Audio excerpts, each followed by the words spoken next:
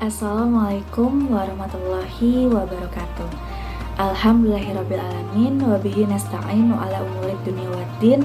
Wassalatu wassalamu ala ashrafil anbiya'i wal mursalin. Wa ala alihi washabihi ajma'in. Amma ba'du. Perkenalkan, saya Sekar Hidayah Putri dengan NPM 2022-2150-0337 dari kelas R8F.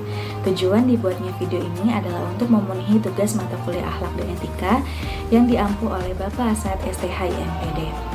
Dalam kehidupan sehari-hari, kita tidak dapat terlepas dari berbagai aturan, kepemimpinan, dan proses pengambilan keputusan yang memengaruhi kehidupan bersama, baik dalam lingkungan keluarga, masyarakat, maupun negara. Ketiga hal tersebut memiliki peran yang sangat penting dalam menciptakan ketertiban dan keadilan. Pernahkah kita berpikir mengapa suatu negara membutuhkan pemimpin, aturan, dan partisipasi masyarakat dalam pengambilan keputusan? Pada video kali ini saya akan membahas ketiga hal tersebut, yaitu demokrasi, kepemimpinan, dan penegakan hukum dalam perspektif Islam. Secara umum, demokrasi berasal dari bahasa Yunani, yaitu demos, yang berarti rakyat, dan kratos, yang berarti kekuasaan. Dengan demikian, demokrasi adalah sistem pemerintahan yang memberikan kesempatan kepada rakyat untuk ikut berpartisipasi dalam menentukan kebijakan dan memilih pemimpin. Dalam Islam, konsep yang sejalan dengan demokrasi adalah musyawarah atau syuro. Musyawarah merupakan proses bertukar pendapat untuk mencapai keputusan terbaik demi kepentingan bersama. Allah SWT berfirman dalam Surah Asy-Syura ayat 38, sedang urusan mereka diputuskan dengan musyawarah antara mereka. Ayat ini menunjukkan bahwa Islam sangat menghargai keterlibatan masyarakat dalam menyelesaikan persoalan bersama. Musyawarah merupakan cara terbaik dalam mengambil keputusan karena setiap orang diberikan kesempatan untuk menyampaikan pendapat. Setelah mempertimbangkan berbagai masukan, keputusan diambil berdasarkan kemaslahatan bersama. Artinya, Islam mengajarkan bahwa keputusan tidak boleh didasarkan pada kepentingan pribadi, melainkan demi kebaikan bersama atau masyarakat. Islam sangat menghargai partisipasi masyarakat dalam kehidupan bersama. Setiap orang memiliki hak untuk memberikan saran, kritik, maupun pendapat. Namun, kebebasan tersebut harus dilakukan dengan cara yang baik, bijak, bertanggung jawab, dan tidak bertentangan dengan syariat Islam. Dengan adanya partisipasi masyarakat, pemerintahan dapat berjalan secara lebih adil, transparan, dan mampu mewujudkan kesejahteraan bersama. Contoh penerapan musyawarah dapat ditemukan dalam kehidupan Rasulullah SAW. Ketika menghadapi berbagai persoalan, Rasulullah sering meminta pendapat para sahabat sebelum mengambil keputusan. Salah satunya terjadi pada perang Uhud ketika Rasulullah menerima hasil musyawarah para sahabat mengenai strategi perang yang akan digunakan.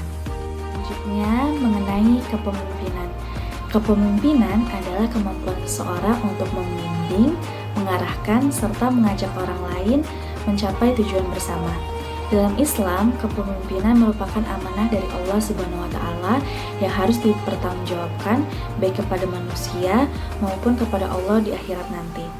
Seorang pemimpin bukanlah orang yang hanya memiliki kekuasaan, tetapi seseorang yang melayani, melindungi, dan memperjuangkan kepentingan rakyatnya. Kepemimpinan dalam Islam merupakan amanah yang sangat besar. Seorang pemimpin bertanggung jawab tidak hanya kepada manusia, tetapi juga kepada Allah Subhanahu wa Ta'ala.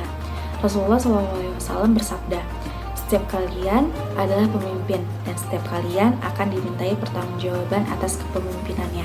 Hadis riwayat Bukhari dan Muslim.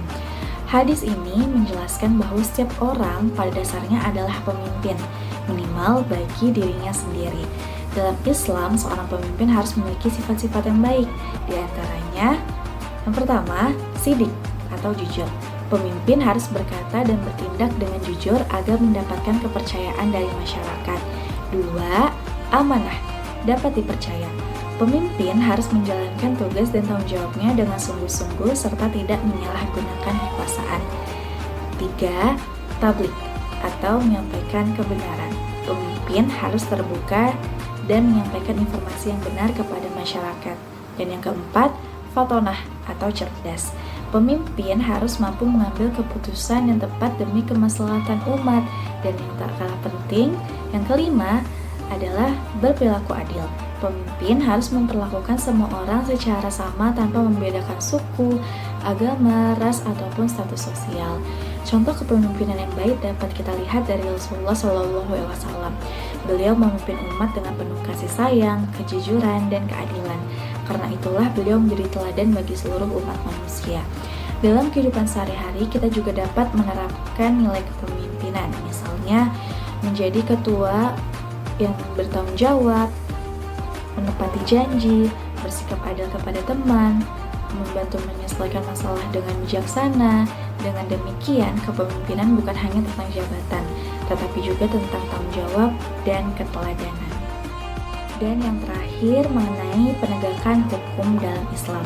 Penegakan hukum dalam Islam adalah upaya menerapkan aturan-aturan yang telah ditetapkan Allah SWT agar tercipta kehidupan yang adil, tertib, aman, dan sejahtera.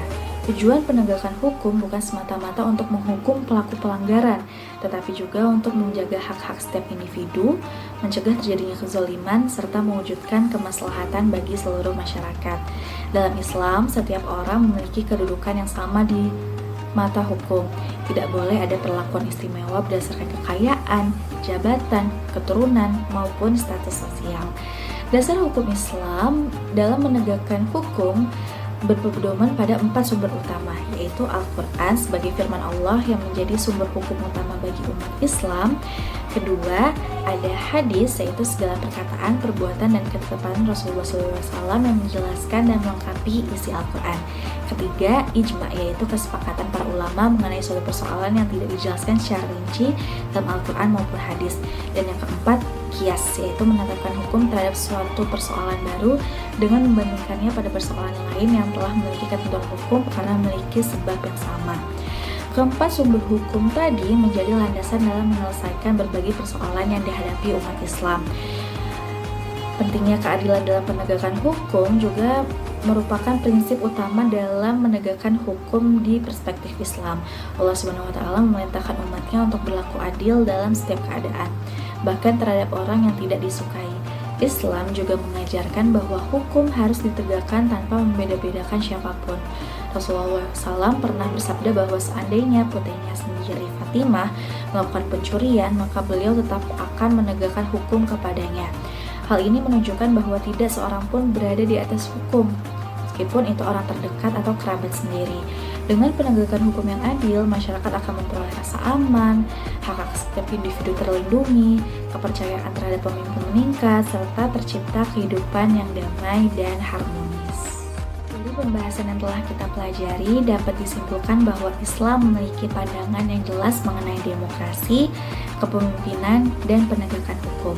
Demokrasi dalam Islam diwujudkan melalui musyawarah atau syuro sebagai sarana mengambil keputusan bersama. Kepemimpinan dipandang sebagai amanah yang harus dijalankan dengan jujur, adil, dan bertanggung jawab. Sementara itu, penegakan hukum harus dilakukan secara adil tanpa membedakan kedudukan seseorang. Dengan menerapkan nilai-nilai Islam tersebut dalam kehidupan sehari-hari, kita dapat menciptakan masyarakat yang harmonis, tertib, dan berkeadilan.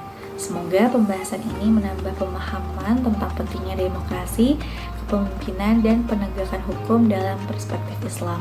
Saya ucapkan terima kasih atas perhatian yang telah diberikan.